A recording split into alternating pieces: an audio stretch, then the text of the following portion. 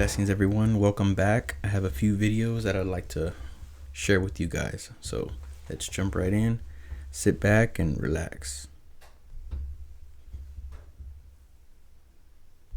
No se hace compañitos de agua, me había alejado mucho de Dios.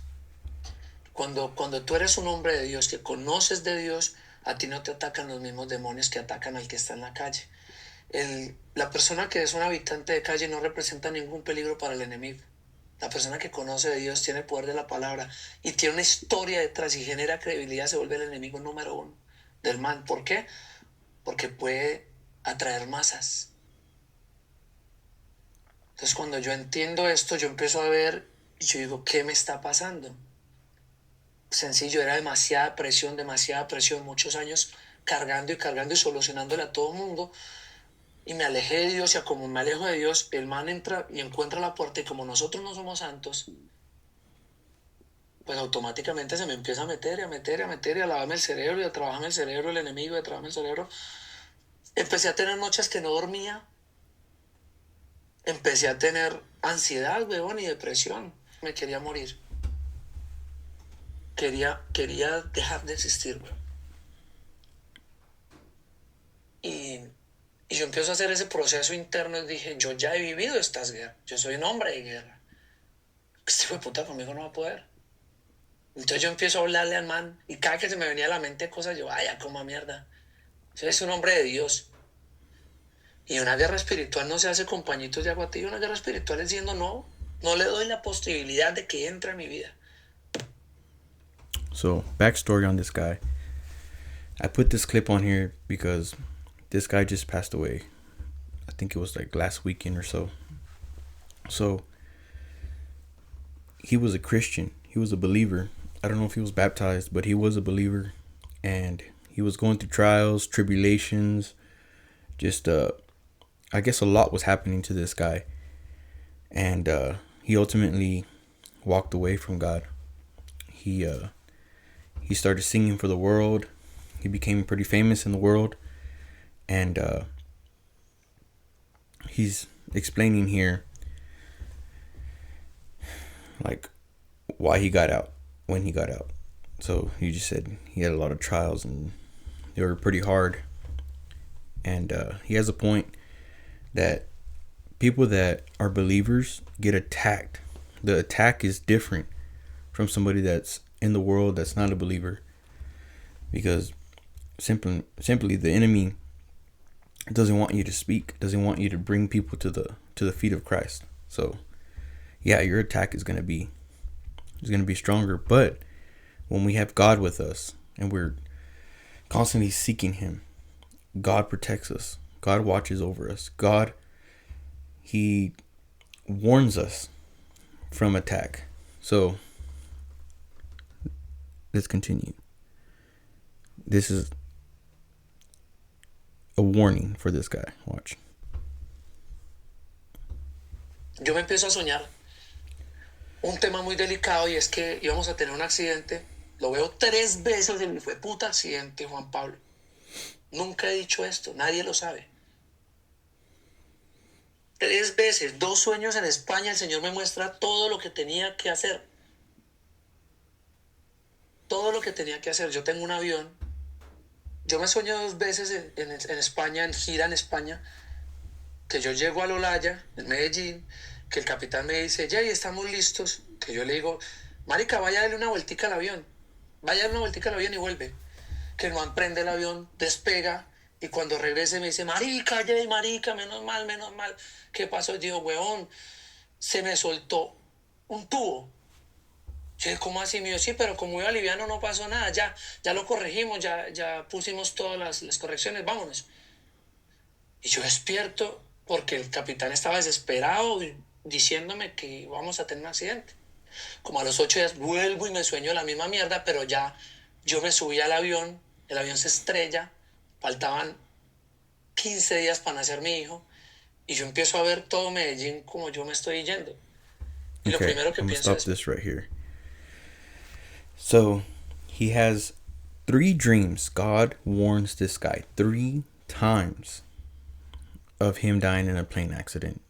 And he's saying that he I don't know if he said it yet, but he has a plane. And 3 times God shows him in a dream that something was going to go wrong with the plane. God warned him 3 times. And then in one of the times, which I think is crazy, is that he said it was after the wreck. He had already wrecked, and he saw himself leaving. Like, I'm assuming the spirit. So he saw himself ascending or leaving, and he says, "Oh crap." They talk. He's from Colombia, so they talk different over there. So they say a lot of words that we think of as cuss words over here. To them, it's very normal. So let's continue. Mierda. Entonces cuando yo rebobino en el accidente, el piloto me dice, Don Jason, ya estamos todos listos. Y yo, no, marica, vaya a prender el avión, denle una vuelta. No, no hay necesidad, jefe, tranquilo. No, denle una vuelta al avión. El man va y lo hace, vuelve y llega y me dice, marica, Jason, marica, casi nos matamos así. Pero es en el sueño. Cuando yo llego a Medellín, huevón, eso no lo sabe nadie. Eso fue el 24 de mayo del año pasado. 24 de mayo del año pasado. Yo llego a mi casa en Medellín, tengo un apartamento, una rechimba, está mi hermana y me dice, amor, vámonos para una fondita un rato.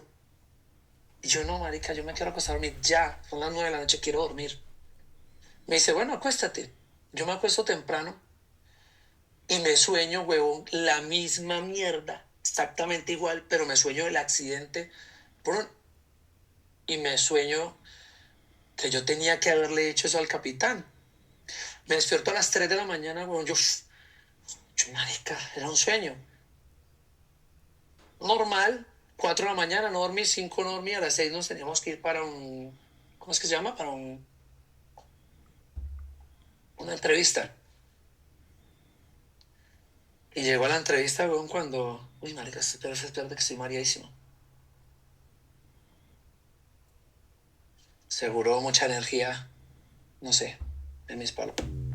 So he said in the beginning, or while he was telling them about when he started talking about the plane accident, he hasn't told anybody this. So I'm guessing, like, now that he's talking about it, he's feeling all the feelings. You can tell that in his reaction. He's feeling all the feelings of, who's not going to be afraid of those dreams? Who's not going to be worried, about those dreams? And then he says in every dream, I think 2 of the dreams, he knew he had to tell the pilot to look around the plane. And then the pilot goes and looks around and finds that something was wrong. Something different was wrong every time. And the very last time that he had the dream, he didn't tell the pilot, but I guess the plane was already crashing, and he thought in his dream, I was supposed to have told the pilot. So I don't know if God was warning him to be careful of the plane, or God was warning him that he was going to die. Like, he needed to change his life around. I don't know, but that's what it seems like to me. And this next one, I'm going to skip a lot of it, and I'm just going to go straight down to what he says, and then I'm going to stop it there. I just want you to hear this. So they ask him if he's going to make a Christian album, because he was a Christian. And he says this. I'm going to just do a little piece because it's already tried copywriting. Pero por lo menos un álbum de música cristiana sí lo haría. Es más, pienso que lo voy a hacer. Por ahí en unos 5 años, si Dios me presta esta vida, estaré haciéndolo. Igual estás todavía muy joven. 32 años, todavía tengo que hacer más pecados para poderme arrepentir. You hear that? So he plans on doing a Christian album, but he says like in 5 years, and he mentions how old he is, and he said 32. I think he passed away at 34, so that was 2 years ago. So he had plans on coming back, but like we always preach to people. You do not know when, the day or the hour, or when God's going to come for you, or when something's going to happen. So we have to be prepared as Christians, and those who aren't believers, those who haven't accepted Christ. Maybe this is your warning. Maybe this is your time to think about it. Think about your life, where you're going to be, where you're going to end up. So take it how you want. But I'm just here to sound the alarm, I guess you can say. So I hope you liked this video. God bless you, and I'll see you in the next one.